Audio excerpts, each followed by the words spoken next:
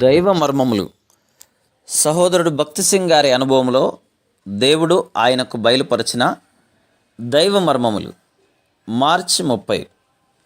మీరు పైనుండి శక్తి పొందు వరకు పట్టణములో నిలిచియుండుడి.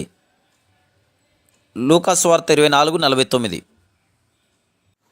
యేసు ప్రభు 8వసారి బేతనీయును సందర్శించిన సంగతి లూకా సువార్త 24:50లో రాయబడి ఉంది. ప్రభు బేతనియ నుండి పరలోకమునకు ఎక్కిపోయెను.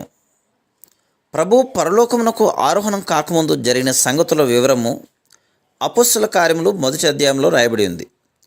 పైనుండి శక్తి పొందు వరకు కనిపెట్టవలనని ఆయన శిష్యులకు ఆజ్ఞాపించెను. ఆయన శిష్యులుగా ఉండగోరినేలా మొదటిగా వారు ఆయనకు లోబడవలెను. ఆయన సమయం కొరకును కనిపెట్టవలెను. తరచుగా మనం దేవుని సమయమునకు ముందుగా కానీ లేక వెనుక కానీ వెళుదుము. అయితే మనం దేవుని ఆజ్ఞ కొరకును సమయము కొరకును కనిపెట్టుటకు నేర్చుకొనవలెను. రెండవదిగా మనం సంపూర్ణముగా పరిశుద్ధాత్మ ఆధిపత్యము క్రింద ఉండవలెను. అపొస్తలుల కార్యములు 1వ అధ్యాయము 5వ వచనం. మూడవదిగా శిష్యులు ఆజ్ఞాపించరాదు. అపొస్తలుల కార్యములు 1వ అధ్యాయము 7వ వచనం.